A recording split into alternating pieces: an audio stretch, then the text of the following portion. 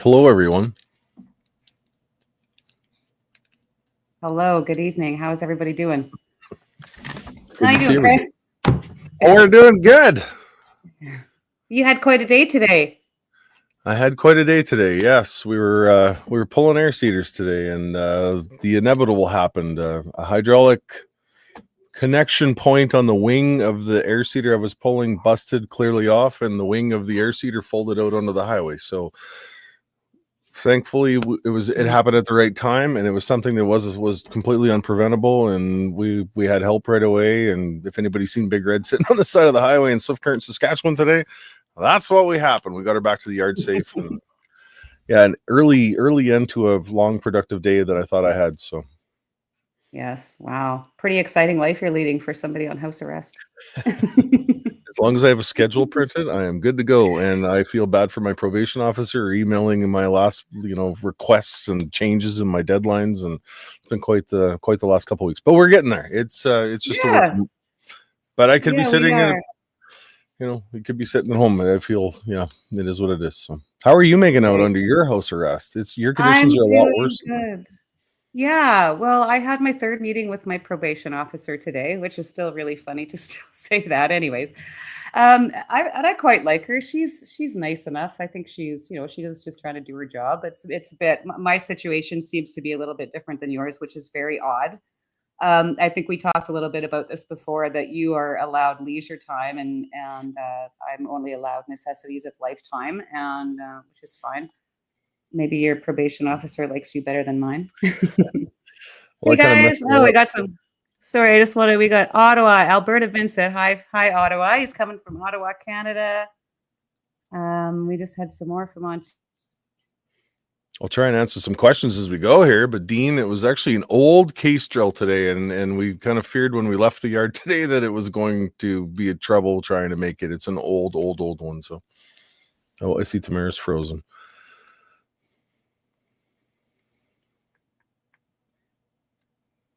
I'm hoping you can hear me there, guys. Let me know in the comment section.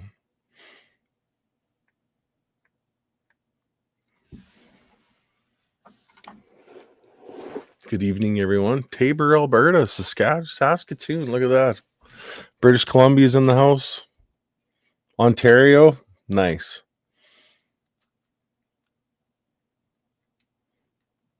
So we have just about 500 people all in here. We can hear you. Tamara's having a little bit of technical issues, so she just bounced out. Looks like it's a Chris show for a minute. You'll have to bear with me and my chatting here. I see some good people in here. Tamara will be back shortly.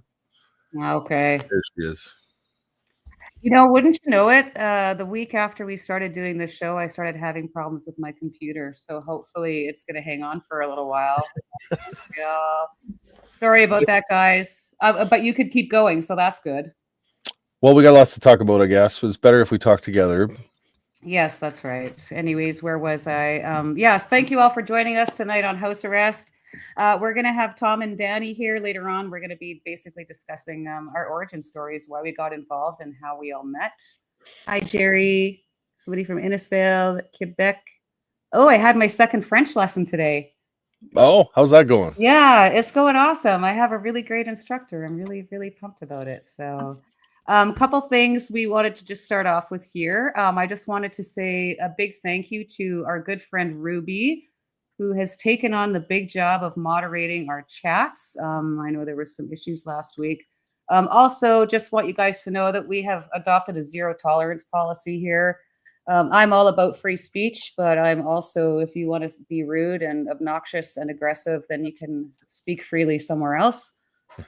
So we're going to have a zero tolerance policy. That's one thing we've always tried to do, is to maintain respect and our integrity at all times. And we're going to ask the same of you. So she's got a big job. We definitely welcome lots of dialogue, but we just want to do it in respectfully. There she is. Hey, Ruby. Thanks so much. Good to see you, Ruby. Yeah, there's one thing to have open dialogue, and then there's another point to be rude and inconsiderate. And this show is not for drama or how should we word it better? A shit show. We don't want a shit show. We want something that everybody can join in and watch and enjoy. So That show will be after house arrest is over. We'll start that show after this is over. Is that the 6 months of So probation or curfew afterwards? I think so, right? yeah, that's right, exactly. So, anyways, a big thank you to Ruby for helping us out, and for all of you for obviously pointing out some things that needed to be fixed. We are still a work in progress here, as you can tell, but we're getting there slowly but surely. And yeah, so basically, Chris, I just wanted to take a few minutes and just talk about how our appointments are going. Again, like I was saying, I met with my probation officer today, and we finished up our interview where basically what she's doing is a psychological assessment to see if I am going to be a high risk or risk to society. We drew the informal, unofficial conclusion today that I am not. So, but you probably had something very similar, a very intense interview where they asked about your parents and your upbringing and your drug use and any mental illnesses that you may have been diagnosed with at some point or another. That was on Monday. Yeah, I had a 1-hour meeting with her in Swift Current. I'm allowed to drive from the farm to Swift Current. And yeah, that was just a questionnaire that she had to fill out. And mine seems like she's a nice lady. She doesn't seem like she's a supporter, but she doesn't seem like she's a hater. And she's just doing her job and but listening. And we had a really, kind of a good conversation. It was all about peers, what my peers and how they influence me, and if they still influence me now. And for all accounts, I act on my own. I don't act because somebody else tells me to do something. I act on my own. My feelings are my own. When you look at Twitter there and you see the leftist trolls, and it's always in their bio that their feelings are their own and no one else's. I'm kind of the same. So we had a good conversation, and we had a good dialogue. And I hope, we've got quite a few more meetings to go through, as you probably do too, and we will continue to keep that dialogue open. And Have you organized your community service yet? I'm working on that right now.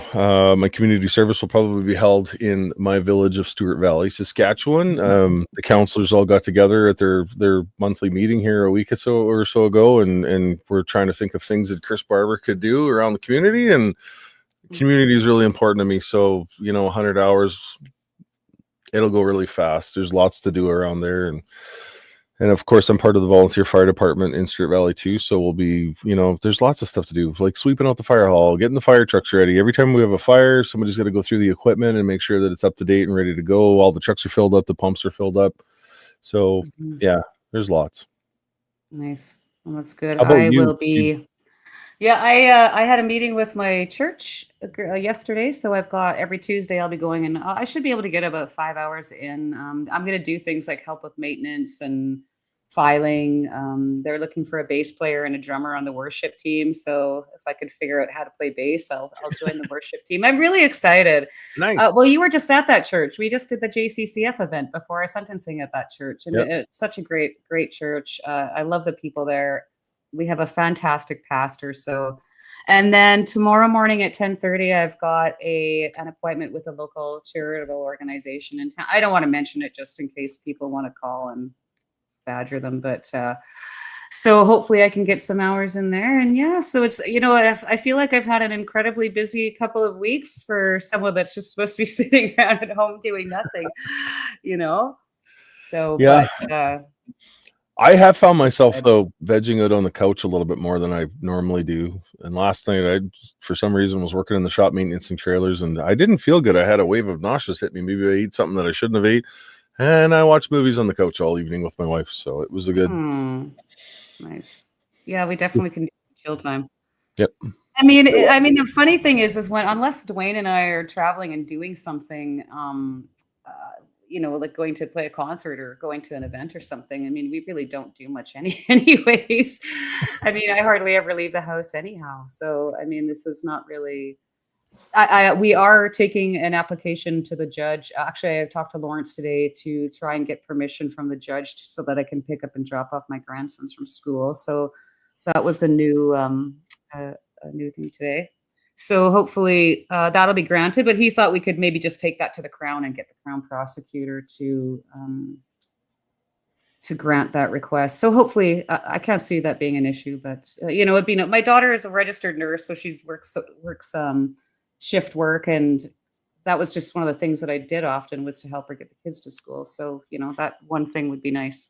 I think they should be able to. I mean, I have a provision in mind too. Our land locations are all listed on my order, so mom and dad, they need help, and I'm able to run up and give them a hand when they need it, and especially when winter coming and I get to clean their yard with snow. That's usually my deal with them is we look after our parents and they look after us. I don't usually make it out to the horses out there to feed them their morning bucket of oats without my father beating me out there. So feed the liberals. Well, we made it through week 3 anyways. Week 3 of house arrest. So far, so good.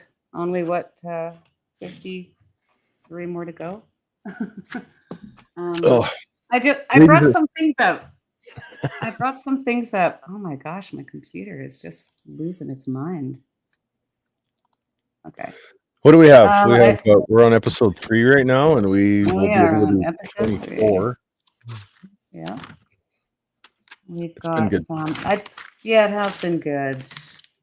I just pulled some of these letters out that I received. Actually, I think this one I got when I was in jail. And it was from a little girl named Alanis, who was 8, and her brother Xavier, who was age 4. And it's so cute.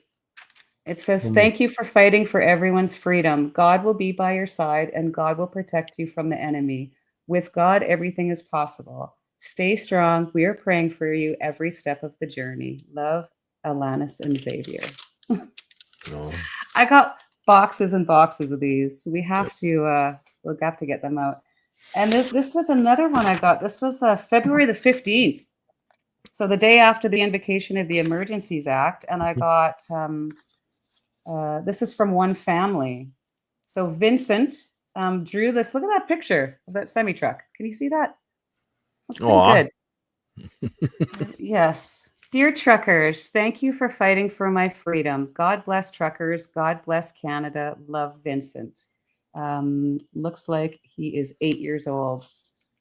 And then his brother John sent another one that says, "Thank you, truckers. God bless you. Love, John, age 6." Nice. And this is all from the same family, obviously. Dear truckers, thank you, truckers. God bless you, truckers. God bless Canada. Canada strong and free. I pray for you. I love you. We support you, truckers. And this is from Joseph, who's age 10, and he drew a picture of Justin Trudeau. Can you see that? Justin Trudeau. Oh, nice.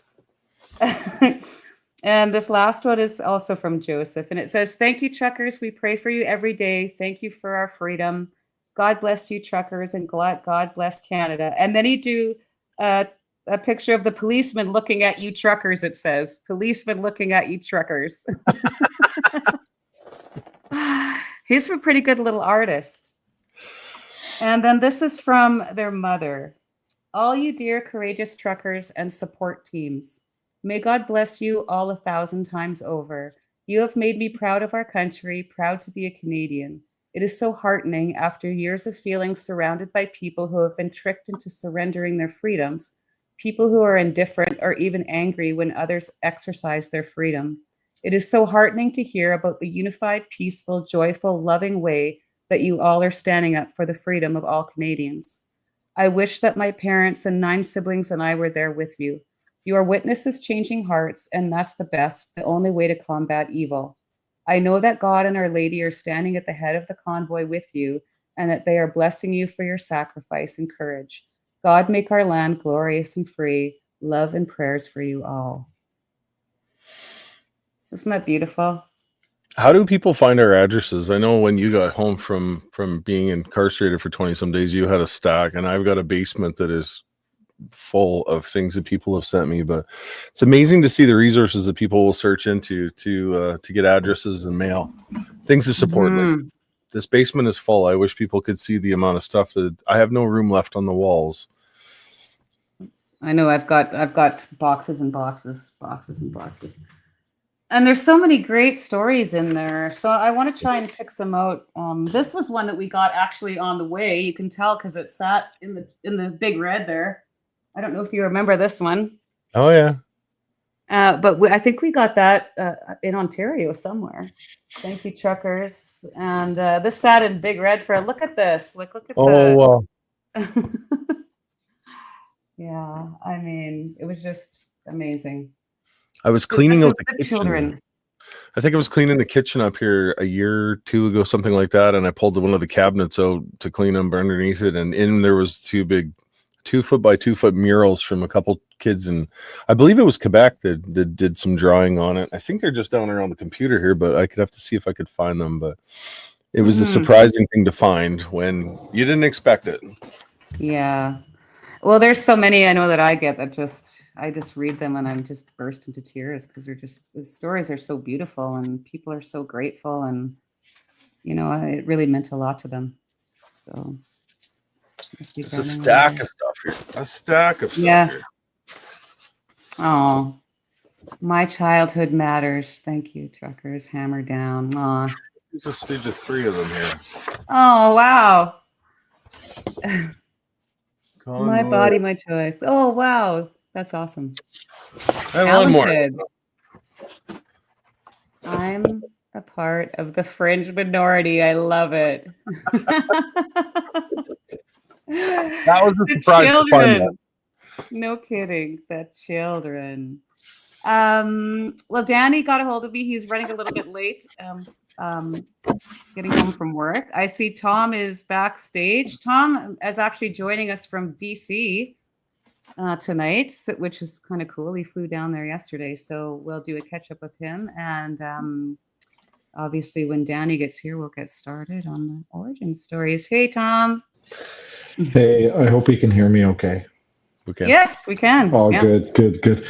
Yeah, I'm in my hotel room in DC. I'm about 1.4 kilometers from the White House. And, wow. Like we've been talking about, I was going to try and broadcast from the White House. It wasn't going to work. Like I went there yesterday, took a bunch of pictures, and I went to the Vietnam War Memorial. I went to the Lincoln Memorial, just incredible sites here. And, I highly recommend if you have a chance to go to Washington, D.C., go to Washington, D.C. It's so rich in its history. Mm-hmm. Sorry, I've been kind of talking all day. I'm at a conference here in D.C., but I didn't want to miss the episode. So this is a good thing. And I wanted to be in front of the White House, but this is going to have to do in the hotel. So that's totally fine. Yeah. It would have been a great backdrop, though. Oh, for sure. President Trump was handing out trick or treat things to the kids today on the White House grounds, so that would have been pretty cool. One of these days, we get to meet. That'll be. That's right. Yeah. I gotta say though, it's an incredible. If you're into history, then you appreciate history. It's so rich in history. The city, they really, really strongly capture it. But I will say, Chris, I could be wrong, but I think you went to Berlin. You did a trip to Europe with Harold Jonker, right? Yep, we went over to Amsterdam. Right, and Tamara, you've been to Europe. Mm-hmm. Yeah, so I have to say, Washington actually reminds me a little bit of Berlin in the fact that it's so rich with its country's history. You go to Canada, you go to Ottawa, it's a capital city. Okay, I hate to say this, but whoop-de-doo. It doesn't have that deep, rich history in the same way that some of the other capital cities of other countries have, right? Canada's still a younger country in relative terms because, we were still British for a long time. But the Americas, when you come to DC, you feel that history. Mm-hmm. And they celebrate it, with their monuments. And I mean, these things are incredible. To look at the Lincoln Memorial yesterday was a huge bucket list type of a treat for me to be able to see that. To go to the Vietnam War. Like I'm 52. My war growing up was all my heroes on TV that, fought in the Vietnam War type of thing, right? My war in my Mhm. lifetime was the Afghanistan War. But this to get to actually be able to see the Vietnam War Memorial was an incredible experience. It's just that I was a little bit rushed. I was trying to get everything in a very short amount of time, and I didn't really get to embrace the experience like I was hoping to. And I just don't have enough time on this trip. But I'm thinking about coming back here in the spring. We might come together and do this trip. Maybe I don't know, but it's an incredible experience to be here in a place that has such amazing history, both good and bad. I might add. The Mhm. history here is not it's not all great, but I don't see them knocking down statues and covering it in pink paint and ripping things down, right, in the name of something stupid. But I do appreciate the fact that I'm actually here. It's quite impressive. was one of the How do things I you find realized. the sense of freedom? I know that Keith and his wife were just down in Tulsa a couple weeks ago, and he was remarking on just how like different everything is down there now, and how the obviousness of the difference even in our freedoms or experiencing Yeah, freedom it has changed. yeah, that's been a little bit harder to gauge here in this city, right? Like, never forget, obviously, when you're in a federal government city, there's a little bit of a bubble around that mentality, Right. right? So I don't think it's a city full of your average ordinary Americans. These are people fully embedded and ingrained and engrossed in the politics of the federal government. So it's like Right. Ottawa. I mean, the three of us have spent an enormous amount of time together in Ottawa, both at the convoy and during the commission. So you feel that sort of bubble around the capital of Canada, and I do feel that a little bit here in Ottawa as well.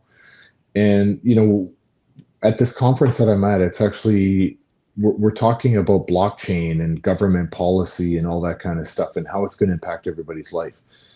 And it's fascinating to me because a lot of people I met here, Americans, some heard of the Freedom Convoy, and other people looked at me like, no, I have no idea what you're talking about. Hmm. And Mhm. I get that. I get that because Americans have their hands full with all of the issues that are impacting America, right? Like there's 350 million Americans. There's about, let's say, 39 million Canadians and a whole bunch of people that have shown up in the last 5 years. So, bringing the number to somewhere around 42 million mouths to feed in Canada, I mean, I think that's probably about the same as the state of probably California, right? So it's different, and they've got very different problems here because I asked them, we talk about it, and they're fully engrossed in their own issues. Mhm. But I will say I'm happy to hear a lot of people I met have a lot of experience in Canada. Like they're Americans. Like I met this great politician in Utah, really, really lovely lady. She spent 4 years living in Edmonton. One of her children was born in Edmonton, but she's here back in America, and she's an elected official. And so there is this connection, between Canada, U.S. Mhm. But Canada's Canada. We watch everybody else. I think Canadians are very worldly. I think they pay attention to what's going on outside of the borders. America is the greatest show on earth.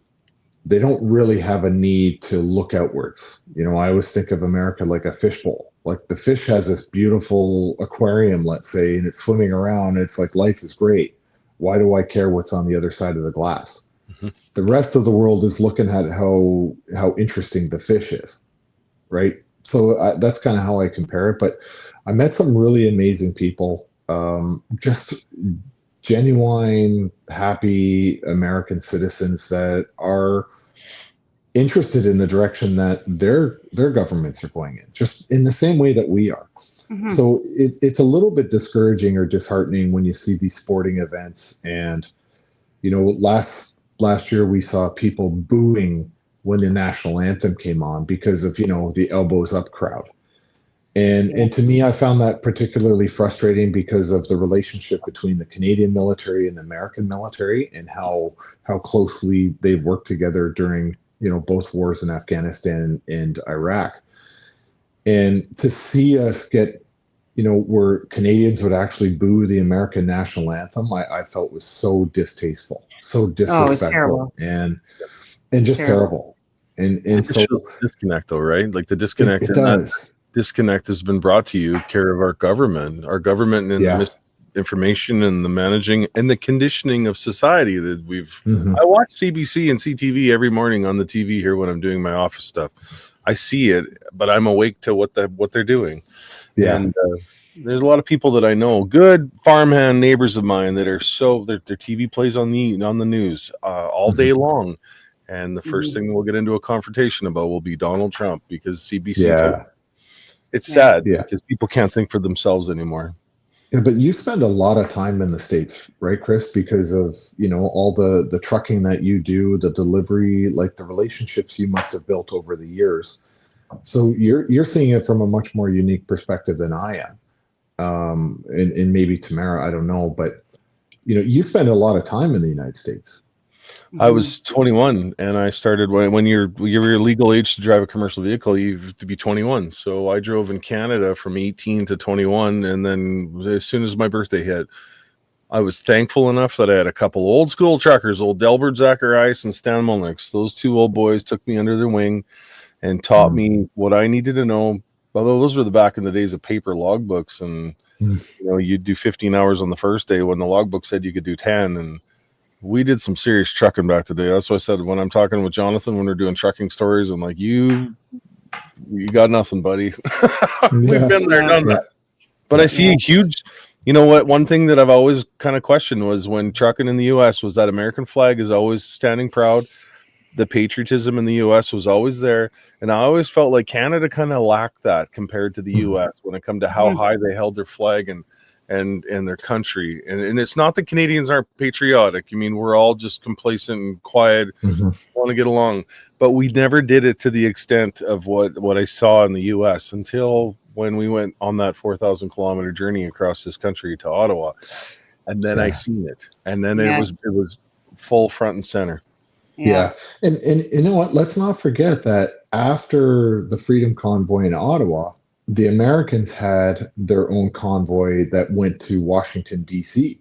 The People's Convoy. And the People's Convoy, right? And I think Maureen Steele, I like to think that Maureen Steele was kind of like the Tamara Leach of America on that convoy. I could be wrong on that, but I've spoken to her. I know, Tamara, you've spoken to her. Yeah.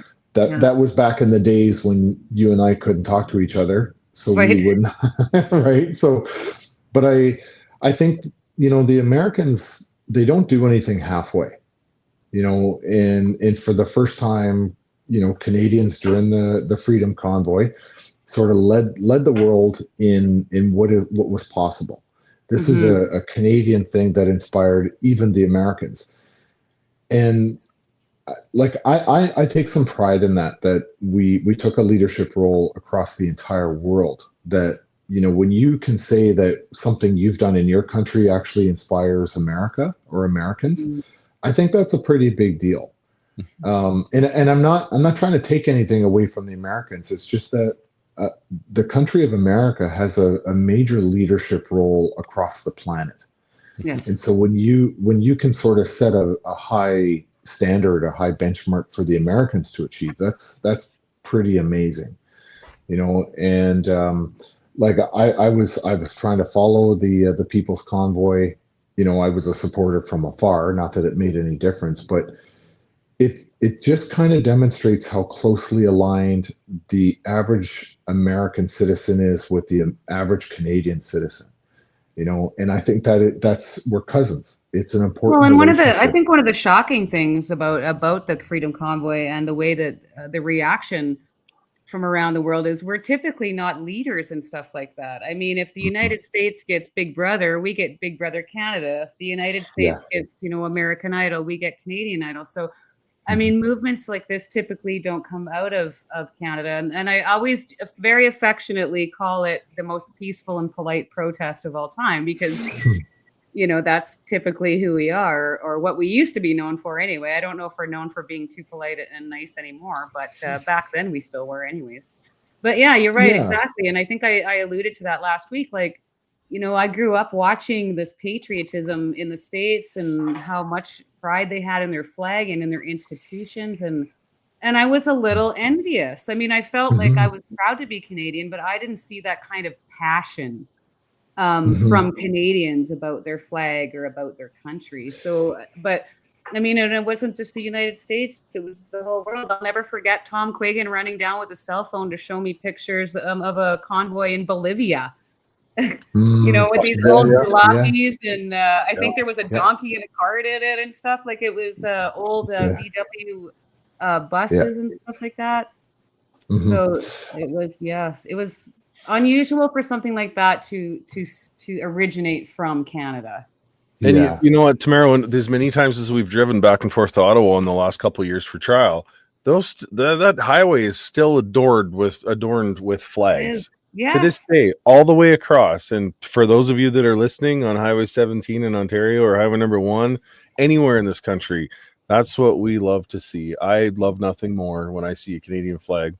I know our country's in turmoil right now and there's a lot going on, but I think it's centralized around one major city in this country that seems to be doing very good at dividing us the last while. And if we could just find a way to get rid of that, not the city, but the divide. Well, and I think one thing we'll all remember, Justin Trudeau very early on in his prime ministership said that Canadians have no core identity.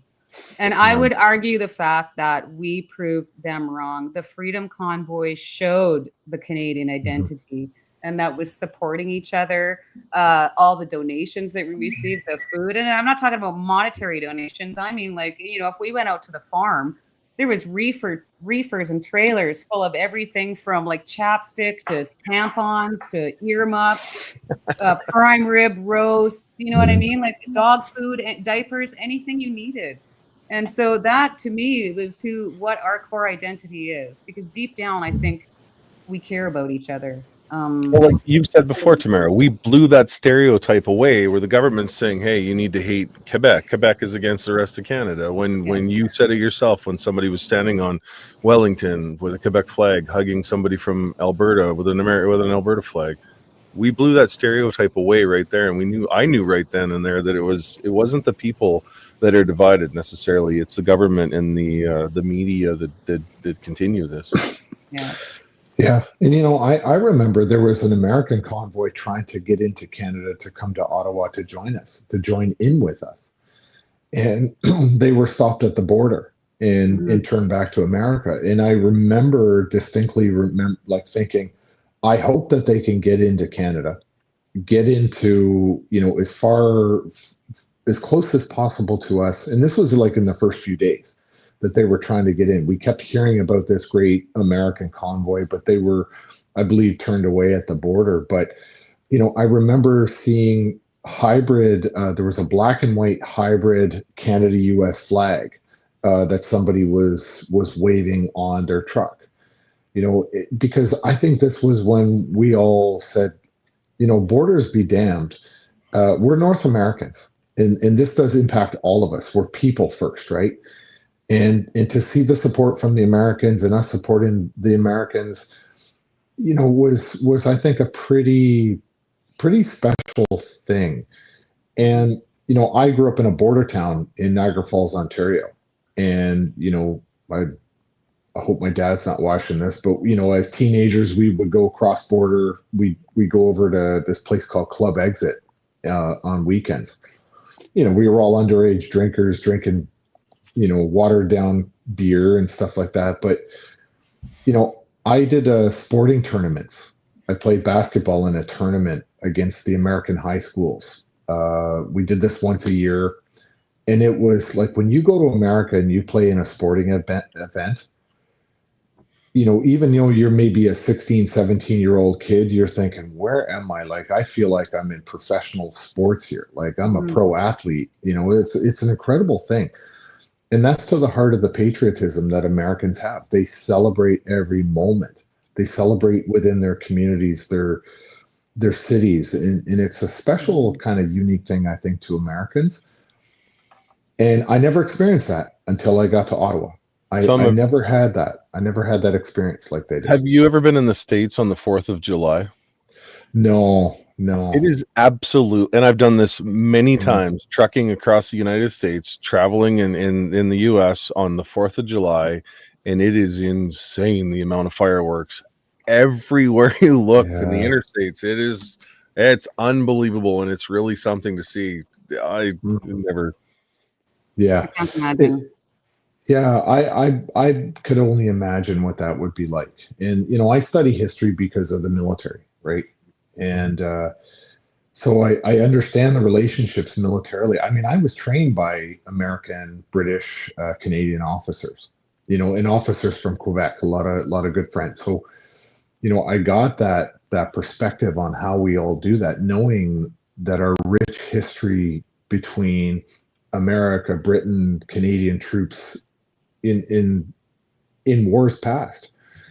And so I guess for me it was really disheartening when I saw last summer or during the last election people booing the American national Oh, anthem at a sporting event. I thought What it about was very unbecoming of Canadians. what It I about was just never very thought I'd live embarrassing. to see the day that Canadians would do that. I mean, Yeah. what, what about the other night at the Blue Jays game when one of our Canadian singers Oh, butchered the yeah. anthem? twice. No, Yes. we're making it Yeah. up as we go. Where's the outrage against this? And I know I've seen a little bit of outrage, but that guy should be Yeah. embarrassed. That's not Yeah. But That's there's not no Canadian. consequences. And no. this is the Mhm. problem. I mean, they can just get up there and do that, butcher our national anthem, change the words, and do whatever they Yeah. want. But I mean, Yeah. unfortunately, our government is encouraging this stuff. Not, Mhm. I mean, our national anthem is our national anthem. And I Mhm. mean, we've seen people ruin their careers over the national anthem. Mhm. So I don't know why he would do that. I mean, think what you will about Canada. I know we all are disappointed in a lot of things, but I mean, we have to hang on to some things that are sacred, Mhm. and I, leave the anthem alone. That's what yeah. I think. Yeah, it was a sporting event. Let people let people relax and enjoy the sporting Well, event. You don't put it have to this turn way. Put it this everything way. into politics. What do Mhm. you think would happen if an American stood up and sang the American anthem the wrong way or Oh, Mhm. changed it to fit their purpose? What do you think would happen in that case? Yeah, there'd You be know, I outrage mean, and hell to pay. there would be hell to pay. So Yeah, yeah. You don't exactly. do that. Like the national anthem of your country, your flag is not meant to be your little personal pet project where you get to weigh in on the politics because you have a privileged platform because you're a celebrity, a musician, or an actor or something like that. Like let people watch their game. Keep your politics out of it. You were hired to sing this country's song. Yeah. It's unifying rallying cry, not Mhm. to instill your politics into our national anthem by changing the words to fit your worldly view. Your Yeah. job was to sing the song. You had one job and you failed spectacularly in that job. And mhm. you should be ashamed of yourself for doing Disappointing. that. Yeah. Very disappointing. Very, Yeah. you know. Well, hopefully they don't continue to carry on this way. I think we got what, 2 more games left now? Jays are doing good. I have to say, I'm impressed. That is come on, boys, bring it home. Bring it Yeah. home. Wasn't that Pierre Poilievre's Yeah. tagline? I kind of laughed about that. Bring it home, but that was Pierre Poilievre's Yeah. tagline, I think, Yeah. or slogan. One of Yeah. his many slogans for his campaign. Hmm. So, Yeah. anyways, well, why don't we get into it here, Chris? I think we'll start with you, if you don't mind. I mean, I know I wanted to talk a little bit about our origin stories today. I know probably a lot of people here have heard these stories numerous times, but a lot of people haven't, and I think they're all kind of curious how we all came to meet. And so, I mean, you're kind of the guy that started it all. Well, no, I don't want to say that because that's Well, yes, creates a lot of you controversy. weren't the guy that started it all. You were just you became the focal point of the beginning of the Freedom Convoy.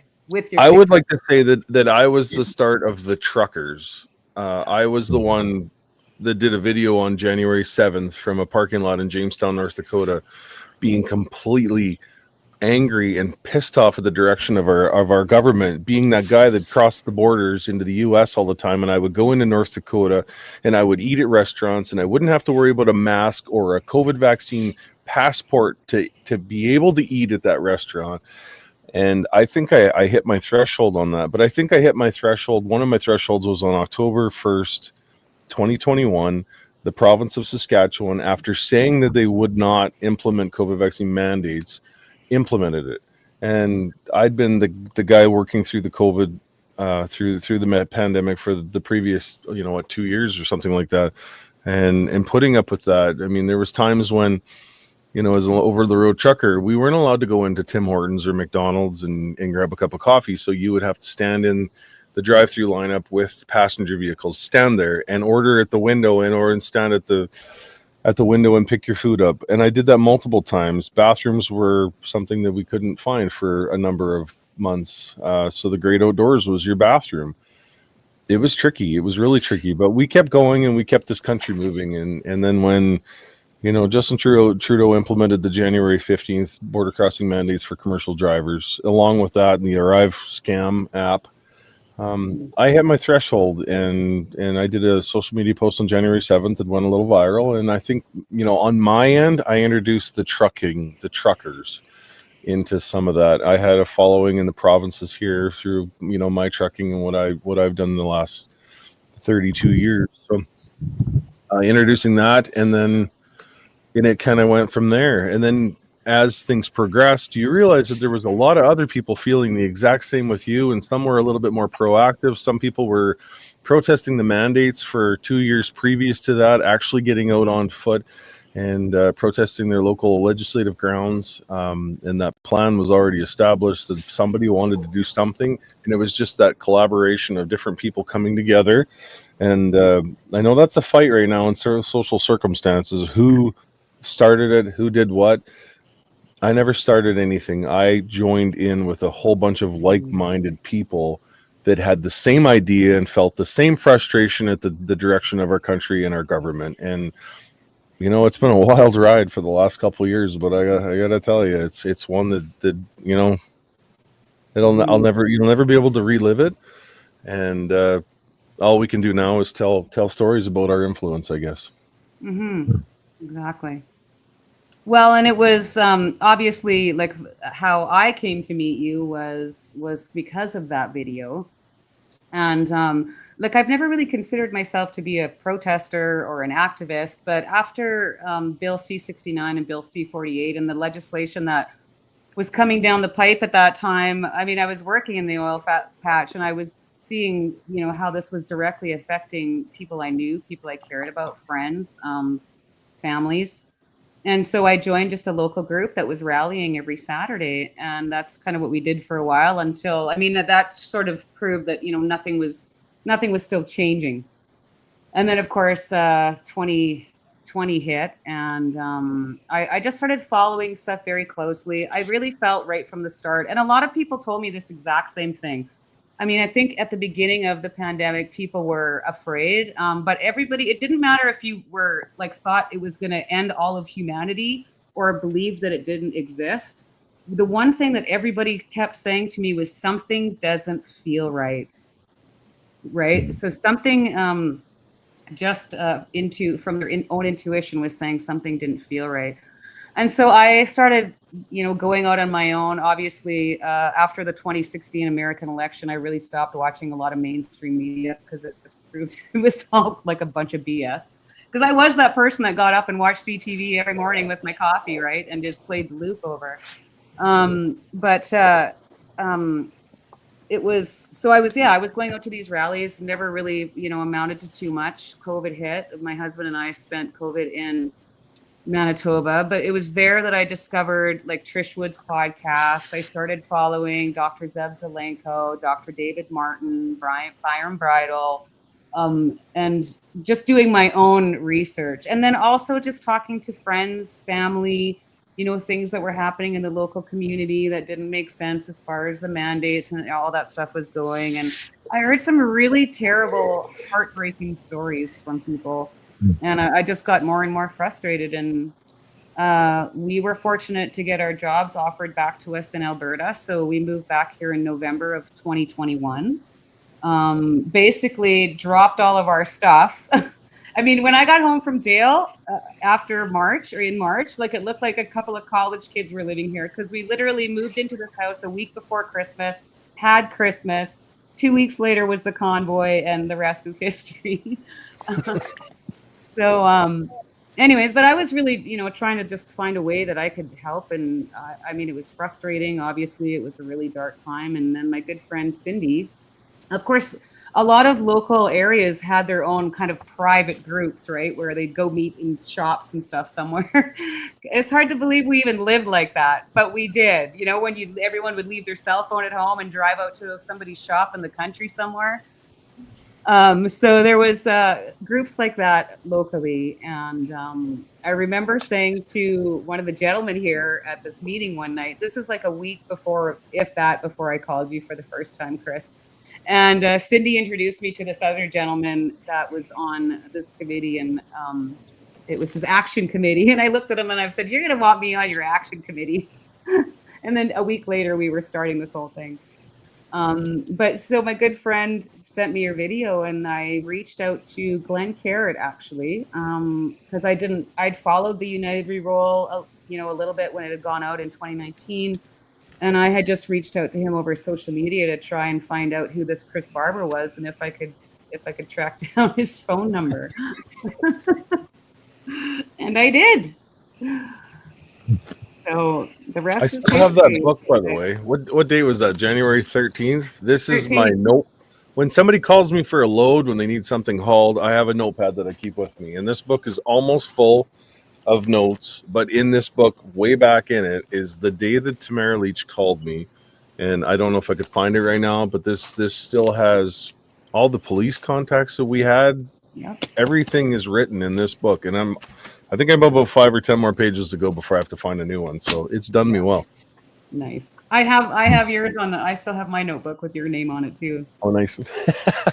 And I was so excited when I found out that you were from Saskatchewan, right from the same area that I grew up to. So anyways, that first phone call, we hit it off, and I knew we were going to be really great friends. I just thought I chatted with you for a few minutes, and it seemed like you had a good head on your shoulders, like you had a great sense of humor, and that, you were just loved your country and you wanted a better life for your family. And yeah, it makes me emotional, but really, I guess that was my motivations. And I'm so grateful that, we've just got such a great family now of all the people that we've met, and a few that have weeded themselves out. So, and then, so that's basically how I got involved. About a week, I think, into the convoy, this gentleman shows up who is some army captain, comes out of nowhere. Everyone there, is saying this guy's a plant, he's a Fed, where did he come from? Anyways, and we talked fairly early on after you got there, Tom, I remember, and you were so calm. I think you came in and you weren't feeling well already. You were sick. No, that's Chris's fault. That's Chris's fault. Yeah, I was feeling good until I met Chris. No, you know what? My story was, I left social media years before the convoy because I got tired of fighting with people about the same two issues: 9/11 Building 7 and vaccines. Okay, I got sick and tired of fighting with people, so I left all the social media behind. So by the time the convoy was starting to become a thing, I had quite a difficult time in those 2 years prior to the convoy going. So I was a teacher in a college, and I was teaching software, and I was doing stuff. I was a part-time teacher, and I was trying to get a full-time gig because I loved it. Like, I really felt like, man, I finally found my dream job. It's been 10 years now since I've retired from the military.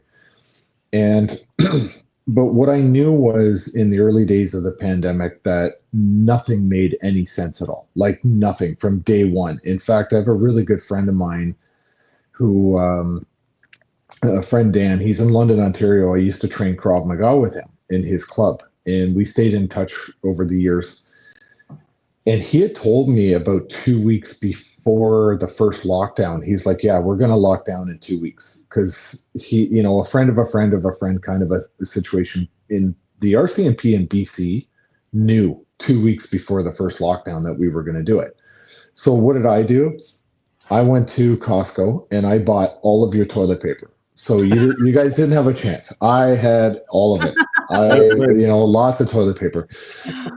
But I also had, sorry. Yeah, and so the lockdowns happened. I reverted to teaching online for the next 18 months, and I start school in September. First week of school, do the intros and everything, and then we get this email from the president of the college saying, make no mistake, if you don't get this proof of vaccine, you don't have a job anymore. And so I was like, yeah, well, I don't think so. So I do like this big long email. I do a reply all, including the president, VP, HR person, everybody I could think of. And, I basically said, you don't have, you can't even abide by informed consent. In medicine, that is sacrosanct. Like listen, a month and a half before the convoy, in the Christmas just before the convoy, I spent 10 days in Sick Kids with my son. He had myocarditis, but it wasn't anything to do with, COVID. My son was born with a congenital heart defect. He got extremely sick. And I ate my Christmas dinner that year out of a vending machine at Sick Kids, wearing a mask, doing all this stuff. He got out probably, I think, on just after New Year's. So I spent the whole holiday, in and out of Sick Kids. And then, through a bunch of different circumstances, I met these people that were loosely tied to Canada Unity. And I had moved to a new area because after I got fired from teaching, because I sent that email, which resulted in me getting fired from teaching altogether, I ended up moving to the Kingston area. And that's then I started going back and forth to Sick Kids. I spent the holidays at Sick Kids. And then right after that, I met this really great couple in the Kingston area who then introduced me to this woman named Jane Moffat. Jane Moffat was on the board of directors for Canada Unity. Mm. But when I met Jane, I had no idea. I'd never heard of Canada Unity, never heard of it. We never discussed it, nothing. She called me on the 30th of June. So you guys had arrived, I think, Friday night. Sunday morning, I'm with my daughter. We just finished having breakfast. Jane called me and said, hey, can you take a call with this guy named James Botter? I'm like, okay. And it was about the convoy. I'm like, sure, if I can help in any way, I will. So I get on the phone with James. We have a conversation. 15 minutes later, he's like, can you just come here?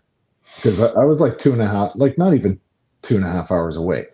Mm-hmm. I said, yeah, sure. So within 15 minutes of that phone call with James, I said, yeah, I'll come and I'll help. And I thought, I'll go there, build a sustainment plan, do some spreadsheets, find some really smart people, hand the spreadsheets and say, okay, here's your plan, go, and I'm going to go home, right? I'm fine. And, I got there. And the funny thing is I kept hearing, because I didn't know who you guys were. I had no idea who anybody was. The only person I knew was James Botter, and I asked Jane if she would come to Ottawa that night. And she showed up and went home the same day. And I'm like, I don't know a single person here. Wow. And when I walked into the Ark Hotel, we were in the conference room of the Ark where I met both of you.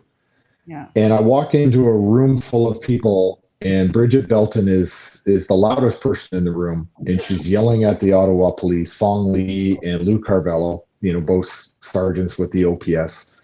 And she's yelling at them, screaming at them, basically saying, are you gonna shoot us in the streets? And a whole bunch of stuff. I was like, whoa, what's going on? Wow. But here's a funny piece of trivia. I found out when I was in Saskatchewan a week and a half ago, Sean Newman was in that room. He He was. told me that last. Yep. I had no idea he was in the room when I walked in. Anyway, The first week he was there. yeah. So I get into the meeting and I'm listening to this chaos, and of course I show up looking like a college teacher amongst a bunch of truckers, right? And they're all looking at me. But here's the funny thing: is James Botter introduced me to the room. I swear to God, like I was Allied Supreme Commander, Western Forces, Europe, World War II, General Patton, Eisenhower. And I'm like, dude, I was like a captain, right? But I rolled with it because I thought I'm not going to get a second chance to, you know. Anyway, this meeting ends and everybody's about to break up. And Rick, do you remember Rick? He goes, stop, everybody, wait, before everyone goes. And he points to me, he goes, I want to hear what that guy has to say. Yeah. Yeah. Right. I've been here. I literally went from my car to this room. I don't even know where I'm sleeping tonight. Right. So I come up with some song and dance about figuring out what's going on and everything. But I will say that night we immediately got to work, and I was trying to find out what the whole footprint of the convoy was.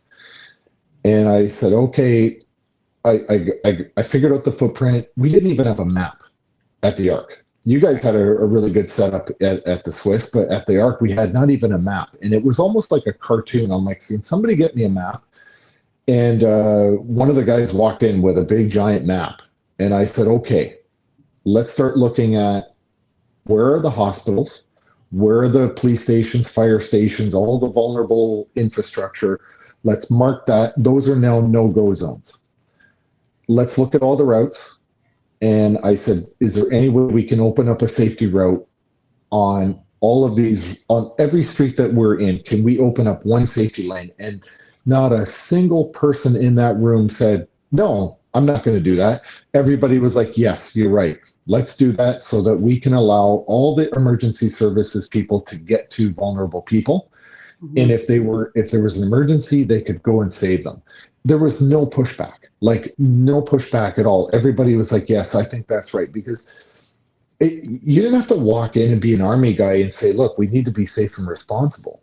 Because you guys had already grown that theme for the 2 weeks prior to even your arrival when you were communicating and doing the meetings. I've seen the videos of you guys in the meetings with the police. Yeah.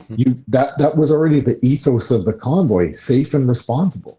So when I showed up, meetings with the police before we even got there. Yes, and I've seen some of those meetings after the convoy was over. But it was just so easy. People wanted to be safe and responsible and to do this peacefully and legally.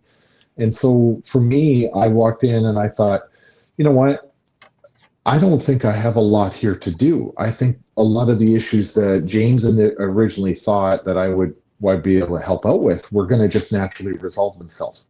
And after our first couple of days, I realized, yeah, they did. They actually, a lot of these things resolved themselves just organically. Mm-hmm. You didn't have to tell people to get organized and to go get fed or to get fuel. It was just happening.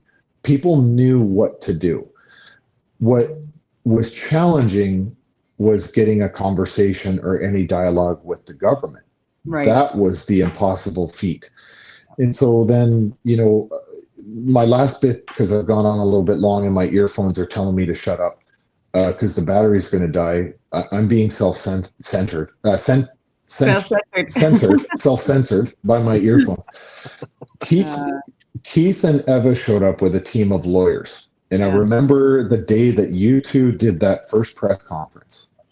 And I was at the back of the room. Randy Hillier was there, and I was standing with Jack McClellan.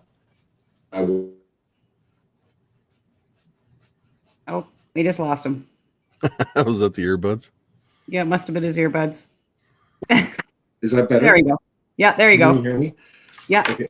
So I ended up, I walk over there with Jack, and I see the podium, and I see Keith and everybody trying to wrangle you guys all in.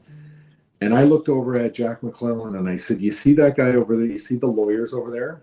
That's my replacement. I'm going home tomorrow. Right. And then you guys got up to that podium, the two of you and Danny and Joanie, and I was so nervous. Like I was looking at you, Tamara, and I was going, holy shit, how did she pull this off? Like my stomach was in knots and I was just watching. And then, Chris, you got up, Danny did his thing, and, Keith No, I did the just intro. I Yeah. was I remember saying to Tamara before that whole thing, because I've been scared endless about speaking Yeah. in front of groups of people and even doing an interview. I was said to Tamara, I'm like, I will be the guy that stands beside this guy, the person speaking, and I'm not going to be the guy speaking. And Tamara was gracious enough to take that role, which I'm forever thankful for. You took the heat that day, and That it was was just my chest. crazy. You know what? How she kept it together, and I remember because I specifically remember I said, Tamara, because we had a private conversation, and I said, Tamara, I have no idea how you pulled that off because I was nervous at the back of the room watching, and you just said to me, God. Yeah, It was God. it was. And it's a really like fascinating thing because I to this day, like I said, I was terrified and I had not stepped in front of a camera at that time. That like up until that point. I was just there as a supporting actor, kind of like being on your podcast. And watching that thing, I was like, holy crap, this is pretty monumental. This is Canadian history in the making. And I was so torn up and so nervous about it. And then, Keith and Eva started to get their sort of footing, and I thought, I'm going to stick around just a day or two more and see if I can help out a little bit more. And then finally, I was like, okay, there might be a role for me here still, but I'm going to just wait and see. I'm not going to go home. If I can help, if I can contribute, I'll continue to do so. If not, I committed to stepping out of the way and going home if I wasn't helpful. If I was a hindrance, I was going to go home. But if I was helpful, I would stay. And that's kind of how I looked at it. Like every single day was like, am I helping or hindering? And if I'm helping, I'll stay. If I'm not, I'll get out of the way. And I think what a lot of people don't know about the inner workings of when we were involved with Convoy was there were so many different groups that were working on taking over what they could, and it was a constant fight right from day one. Here we are, inexperienced. I didn't know what the hell I was doing. Tamara, you had a better idea. I just knew my place was out walking the street somewhere dealing with law enforcement and trying to alleviate some of the issues. But I think there's a big story behind the amount of people that tried to infiltrate and take over. Yeah. I mean, the Marriott pressers, one thing that we'll get to talking about on another episode, but I mean, that was essentially, that's the one you were just talking about, where I felt like I was being thrown to the wolves with hopes that I was going to fall on my face and make a complete fool of myself. And I remember, like you said, Tom, I walked into that room. Well, all of us did, not me, but I had been chosen to be the one that was going to speak first. And I remember thinking to myself, like, I should be scared. I should be so nervous right now because you saw my awkward videos. I'm still awkward on video. I'm not a video maker. And the only reason I started doing videos in the first place in the beginning was because, all these donations were coming in. And I was like, these people need to know that we're going to be responsible with their money, that this entire process with their money is going to be transparent and that it's their money. So they have a say. They need to be informed.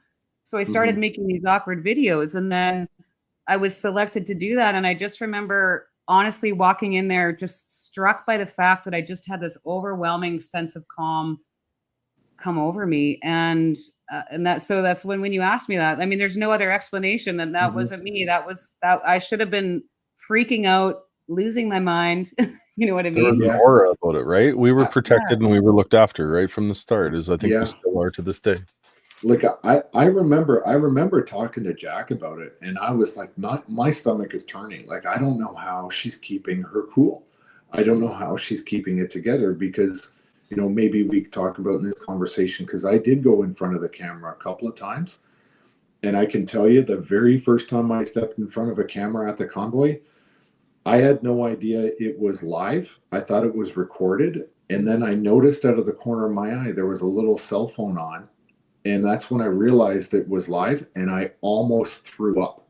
Yeah. onto the table in front of me. That was the very first time I did a public. I almost threw up. I could feel it. It came up, and then I just kind of choked it down. And like I to this day, I can't comprehend how you kept it together on that very first one, because I think this was the very first time that en masse, the public, the media, everybody heard from the convoy. Yep. We And hadn't it was allowed like, we had only invite only media press conferences up until that point. Except for Glenn McGregor, right? He just Yeah. kind of burst in the door. And Yeah. Glenn McGregor. Yeah, Special. what a character. Was he there were so many ever- characters, but we've, and I get this comment a lot. It was like, you were one of the strongest people that I've met to be able to go through the amount of abuse that you've been through in the last three and a half years and still be standing and still have humility or not have lost it. And I have witnessed so many around us lose their marbles, per se, and go down a dark path. And Tamara can attest to this too. It's been an ordeal to watch people that we've stood with not be able to keep their wits about them, I guess. And but I, you know what, Tamara and I, we started out our little part of this thing in January of 2022, and we still stand united to this day. It was a pleasure driving back from Ottawa after sentencing, having Tamara and Dwayne with my family and stopping and having meals every night and just having that conversation, knowing full well when we got back to our homes that we, let's face it, we're not going to see each other in person for 12 months. Mm-hmm. That was a little tough. It's been reversed. I feel like, I think I said this maybe last week, but I feel like everything has just been done a 180 from pre-sentencing. Because pre-sentencing, we couldn't speak. I mean, I was under a gag order for a long time. I was banned from social media for 2 years. So I couldn't, and with the trial hanging over our heads, obviously we have to be mindful of some of the things that we say. But yet we could go, play fundraisers for Guy Meister in Nova Scotia or Dan Hartman, or, go do fundraising stuff, head to the ostrich farm, attend events.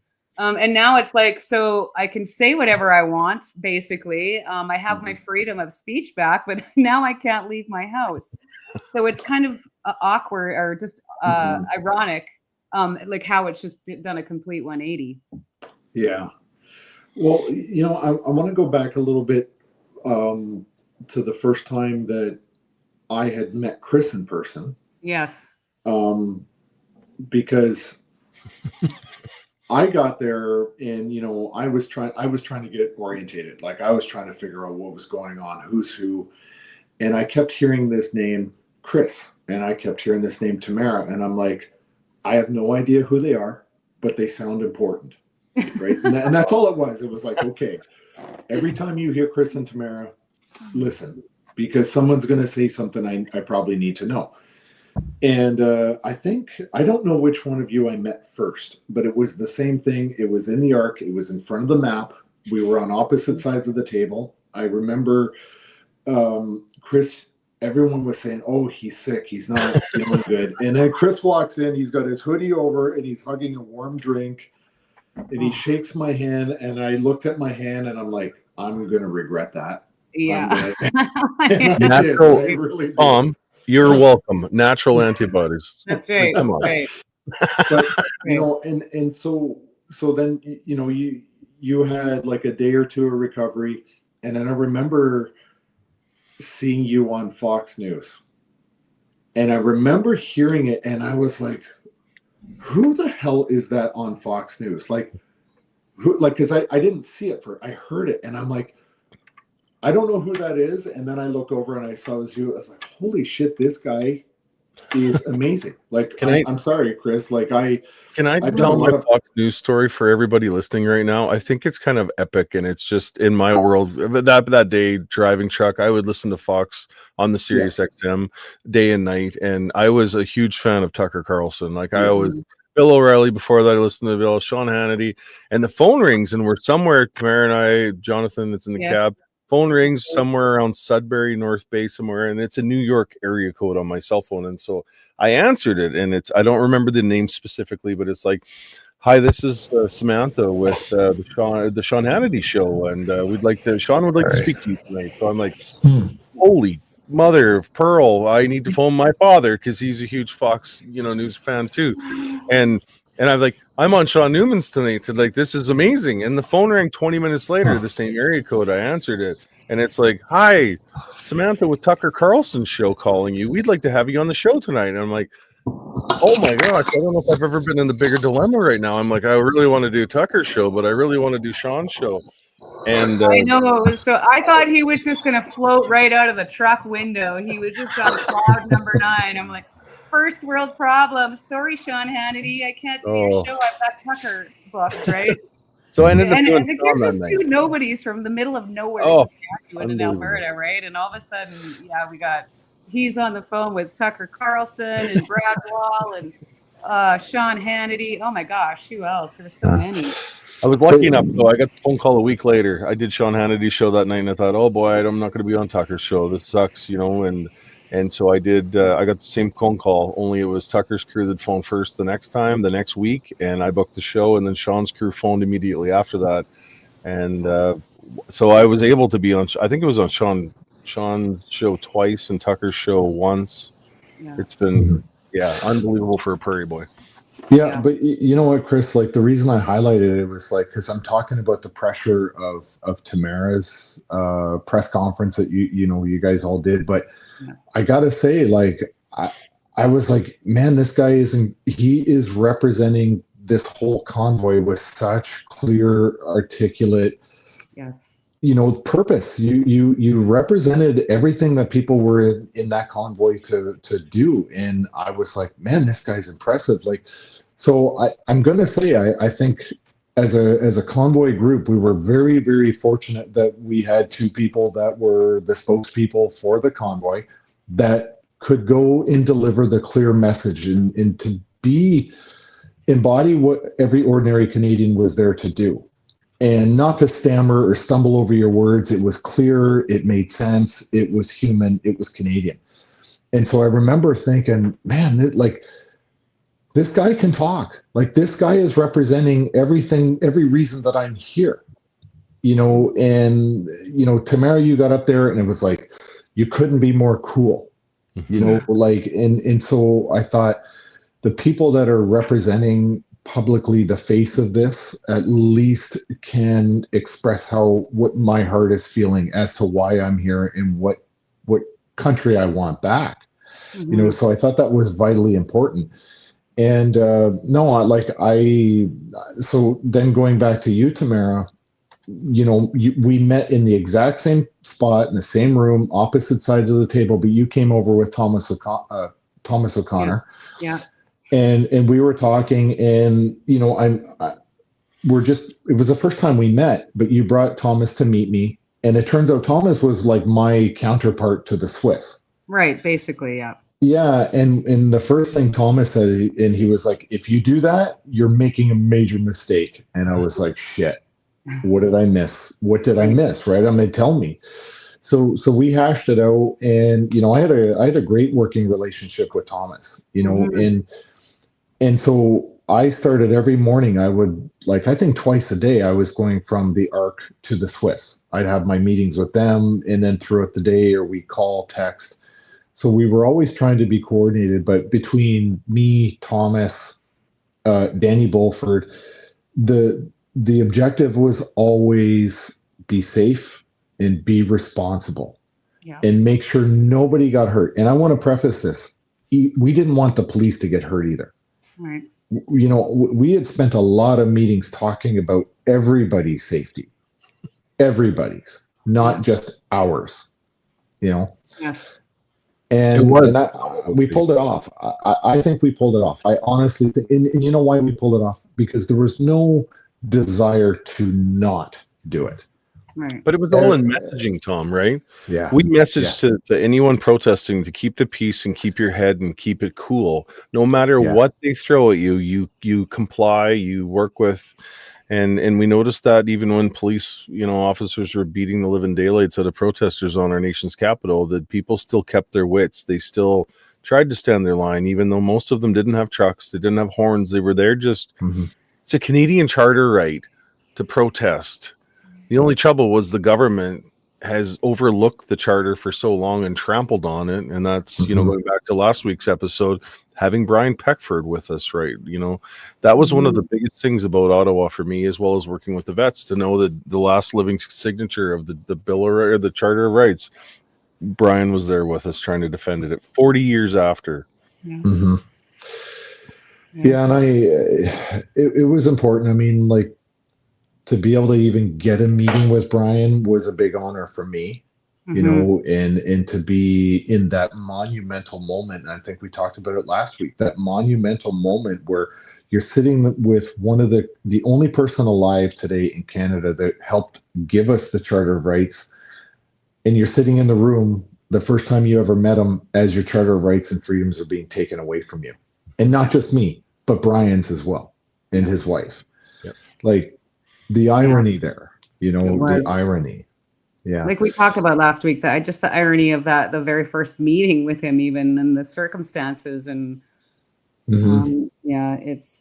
it's crazy that man is not being paraded around the whole country. Like I said, speaking at public schools or private schools, or speaking to universities, or I told him, if you even want to just do a speaking tour, I mean, I'd gladly organize a cross Canada tour that he could just do on his own, because I think he would get a heck of a turnout, honestly. So, yeah, he would. And what he has to say is of vital importance. Yes. Yeah. I'm at a conference involving blockchain and artificial intelligence and governance and ethics and all that kind of stuff. And I told the story to a group of people today about our meeting with Brian. And, Brian, in that meeting, the pre-meeting that you and I had with Brian Tamara in Carroll, and Brian had said something to me. He said, the Charter of Rights and Freedoms would have been impossible without Christianity. Yes. And so I was in a conversation actually about ethics. So not to kind of get away from why we're here today, okay. Like to talk about our origin story, but there's an origin story about Canada that fits into this, because there's Canada's origin story. There's Canada in their self-determination, which gave us the charter. And then we see what happened 40 years later. And now we're entering into a world where it's about to change drastically again. And I'm not sure that we're all prepared for it. But what I was talking about in this conversation is we have to look to our morals as a people in order to go into the future. And I think that's really what the convoy was about. We stood up despite what Justin Trudeau said, and we declared who we were as a nation. We showed up with our morals, our ethics, our values, and our principles. And we said, this is who we are, and we've had enough, and you guys answer to us. And that's what it was all about, right? It's like taking back control of out of control, overreach government, and saying, we've had enough. We're here to put an end to your BS. But we did it safe and responsibly. We did it professionally, and we did it truthfully. We were honest. We did the best that we could. And unfortunately, at the end of the day, we exposed the amount of corruption that's now been highlighted in our federal government. Mm-hmm. And unfortunately, what makes me really sick is that the two of you and a few others that have been charged and sentenced and prosecuted are the ones that are going to have to pay for that. You're enduring a collective punishment. We have broad shoulders, right, Tamara? Mm-hmm. But honestly, I think of all the people that they picked on, they probably picked the best ones, because there's not a lot of backing down. And my personality, Tamara's personality is, you want to double down, I'll double down. Let's go. Yeah. Let's finish this. And that's our personalities. And that's why we're still standing, 3.5 years later through this. And it's been, it's one of the reasons why we're doing this show. I mean, honestly, I don't want to make light of our situation because we do have this is a very serious situation that we found ourselves in. And I mean, I think as much as, the judge, when she sentenced us, said she was being lenient because she didn't want to deter people from the right to peaceful assembly. Well, I mean, what is 18 months as a sentence and 3.5 years of lawfare? I mean, if that's not a deterrent, I don't know what is. But so, I mean, yes, it is a very serious issue, but I think one of the things that, helps Chris and myself for sure, is just having a sense of humor about it. I mean, I'm not allowed. I'm 53 years old. I'm a grandmother. I'm usually sleeping by 8:30, 9 o'clock at night. I'm not even allowed to drop my grandkids off at their school. You know what I mean? And in the meantime, like I said, we watch these criminals walking. They're out on bail. They're getting light sentences or no sentences. And so I think a lot of it is just, we have to kind of have a sense of humor about all of this too. I mean, Tucker Carlson said it best: mock them all. It's what they hate the most. I'm here driving around the countryside working. I was actually coming through Medicine Hat, a couple days ago. It was 7 o'clock in the morning, and I thought, it's breakfast time. I could stop at Truckers in Redcliffe for breakfast. And I texted Tamara and I said, hey, you up for breakfast this morning? I guess not. Turns out I kept going. I had to get delivered, but I don't want to go spend the rest of this 18 months in Ottawa. Sorry. And I'm allowed to eat. It says that right on my order. I said I'm allowed to stop for fuel and food in restaurants. So if you see me in a truck stop somewhere, and many people have in the last couple of weeks, I stop for my meals when it's time. Yeah. Do you guys, we've been live for about an hour and 20 minutes. Do you guys want to maybe just take some questions or go through some of these comments in the chat? Yeah. I love seeing where people are from, by the way. I love it. And if you see my eyes going over there, and I saw Quebec, I saw Ontario, Alberta, well, all over actually. We've got 3,483 people watching live right now. That's pretty awesome. It's pretty bad, the bail and release program. You guys should have never been charged. Yeah, it is pretty bad. Well, you get released on bail unless you're a mischief making grandma. In Look which at case, the town here, like awesome. Look at the town. Yeah, Kamloops, Cape Breton. Wow, St. John's, New Brunswick. Nice. Orangeville, Ontario. Pembroke, Mexico. Nice. We've got a few people from Mexico, Manitoba. Oh my gosh, I had to post that Manitoba story the other day. That story will never get old. Hey, Truth. Yes. Nice. I met you at your first show in Calgary. Oh, yes, I remember that. I remember you, Truth. Anybody going through the Whistle Stop Cafe in Mirror, Alberta, give it a stop. I frequent that every time. I was actually thinking about that the other day, but it was a little far off my route. I would have ripped up and had a bite to eat at Chris's restaurant there. Unbelievable food and a must stop. If you can go out of your way, just rip off Highway 2 and over to 21 and just give it a stop. It's incredible. The burgers are to die for. I call him and Chris and him and Adam Skelly the OGs. I mean, they were kind of like the original people that stood up against all this nonsense, right? So I remember when I met Chris Scott, and I'm standing there. I'm at the Swiss, and I'm looking at this guy. I'm like, man, you look so familiar to me. Were you posted to CFB Kingston when I was there? Or do I know you from Petawawa or something like that?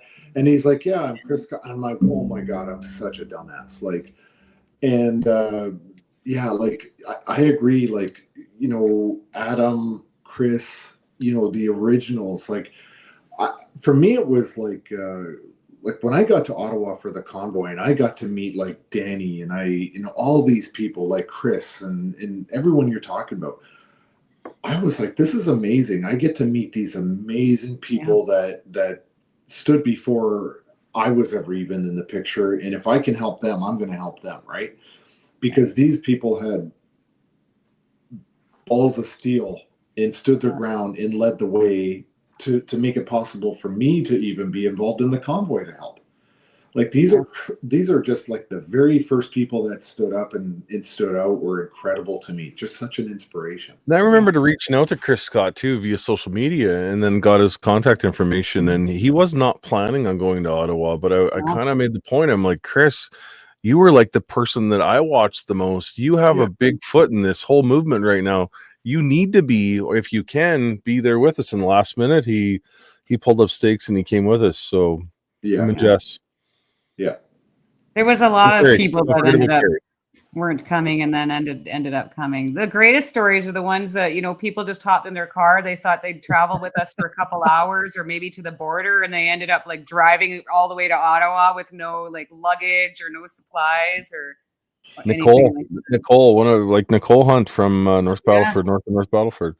You know, had her two children, two teenage kids, well, under teenage, I guess, in the cab of a truck that she'd owned for a few weeks, and thought we'll just go to Regina. Well, maybe we'll go to Winnipeg. Yeah. Well, this is awesome.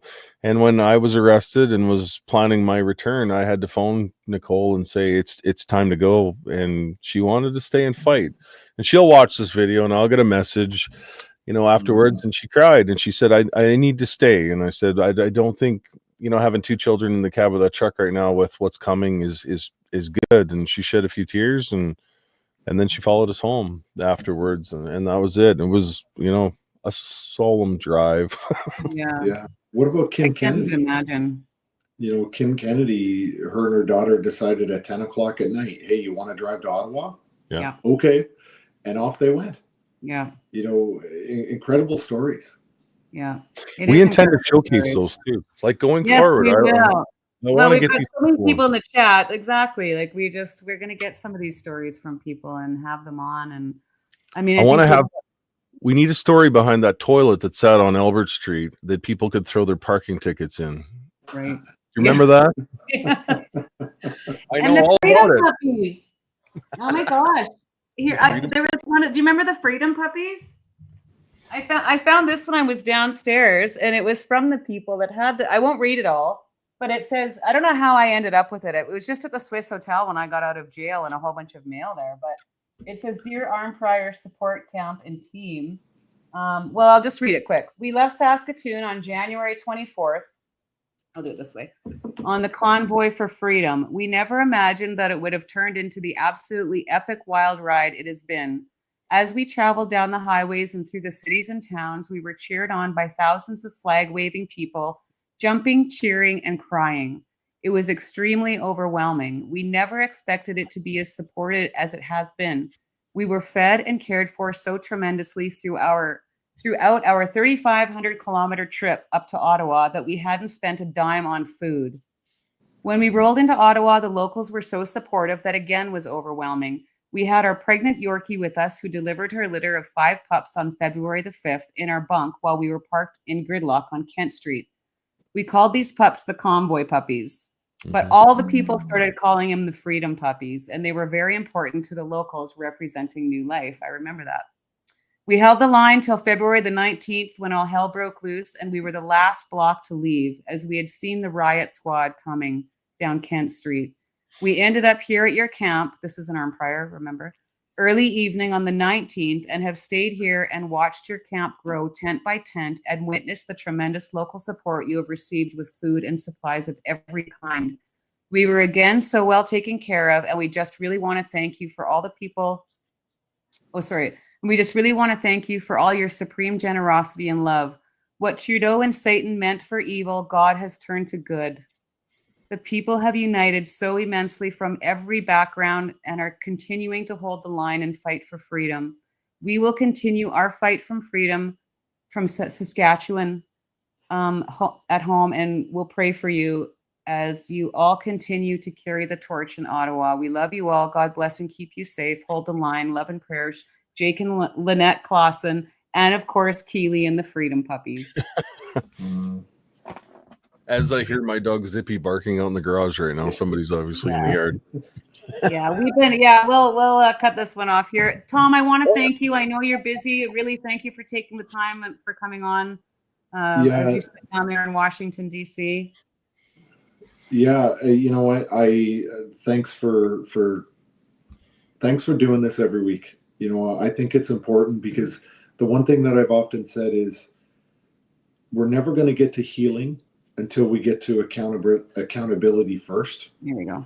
And so I'm sitting here on a podcast live with thousands of people watching, 2 people that are suffering the accountability, right? And I think this podcast is important because maybe we can get to some of the healing, some of the discussion, talk about it.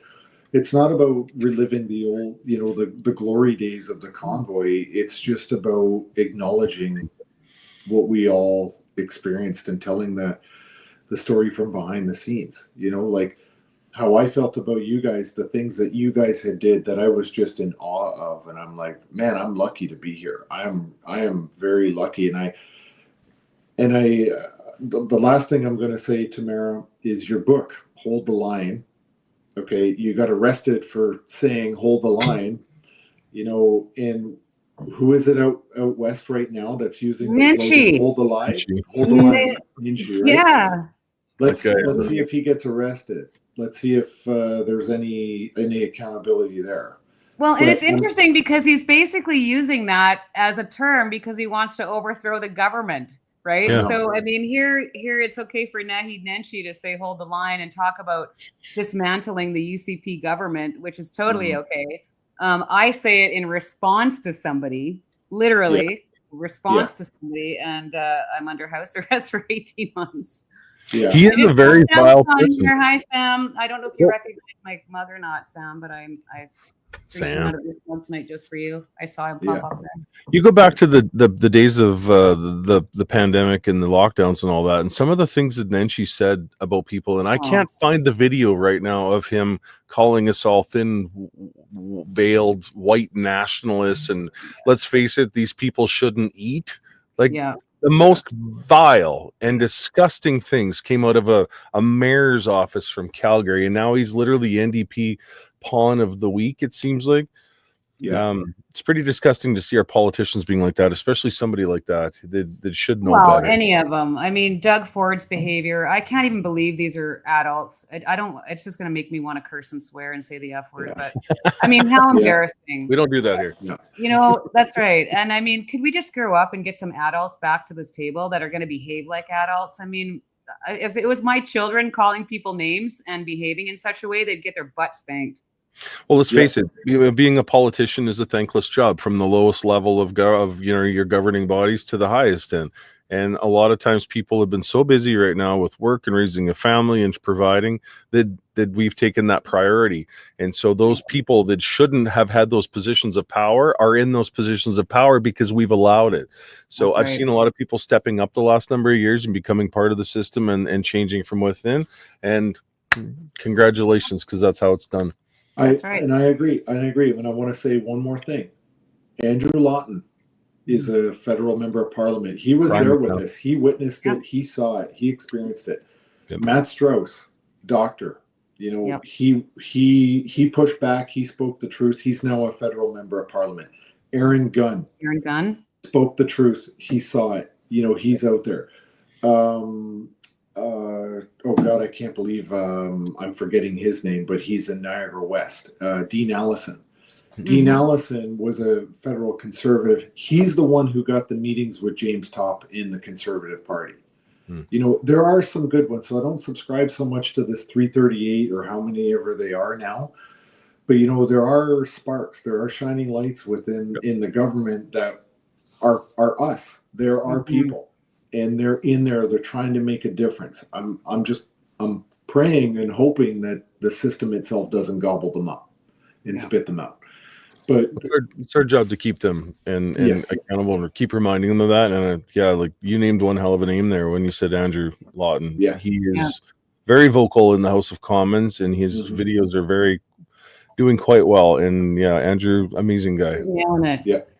Yeah, he's absolutely nailing it. Yeah, Leslyn Lewis, she's doing an amazing job. I see Aaron Gunn's name on here again too. Yeah, I mean, that's right. It just takes people that want to make positive change to get involved. And you're right, Tom. It's encouraging that that's happening. I mean, we've all been preaching that for so long, but to see people actually getting involved and getting into those, and it doesn't even have to be like the member of parliament level, just sitting on a local school board or getting into municipal politics or anything like that. So, Maggie Braun is hearing you guys. Love hearing you guys talk about your experiences. Well, God bless you. Thank you. I was going to say Maggie Braun is somebody who's not elected, but she's making a difference in politics.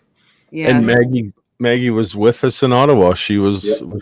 was she arrested? I think she was arrested. Yes, she was. She had a gun Yeah. pointed at her head. Yeah. And we the first time I met Maggie was at the POEC when Nervous Me too. Maggie testified publicly there, and Yeah. you know, Mhm. that's another whole story in itself, isn't it, guys? Where we can tell our experience from the Oh POEC. boy, we got get- so many stories to tell. But, yeah. but I don't even know how we're going to squish this into 18 months, honestly. But Yeah. Honestly, but I think Well, we're off we- to a great start, you guys. Gotta love your podcast. Thanks, you guys. Like I said, we're just getting started. We're just doing our best. It's going to take us a little while to get everything nice and pretty and slick, but we'll get there. And I know we sure appreciate sharing this time with you, sharing our stories with you.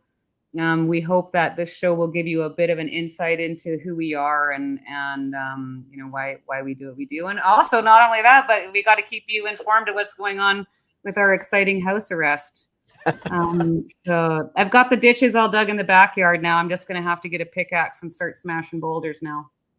we recently, in our little village of Stewart Valley, Saskatchewan, there's an old general store that's mounted on blocks there, and I placed a very cheap bid in on this for our local, and they wanted it destroyed and removed, and I put a cheap bid on it, and I got it. So now we're at this predicament right now. We have to move a building. It's 30 feet by 40 feet. So next week, I hope I'm done this by then. This building will be preserved in our yard. It is a building that I used to go into as a young child with my grandfather, and he used to allow me to have a treat. And you can still see in the corner of the building where the original coffee rooms used to sit. So I'm excited. Wow. Next week's going to be a busy week, but it's history, and we're kind of liking to preserve it here. Yeah, awesome. Well, hopefully Danny will be back next week. Like I said, I know he was running late from work, so he didn't get to make it today. Next week, I think on my little sheet, I just had next week talking about the journey, but we'll just continue the discussion really from where we left off. And I've got some things in mind for our next set of guests. And so we'll discuss that and get that all set up for the third Thursday of next month. So anyways, and we just want to thanks again for coming, Tom, and thank you all for joining us tonight. I will get offline and try and get this uploaded, and we will see you all next week on House Arrest with Chris. Thanks, guys. Have a great week. Thank you. Bye-bye.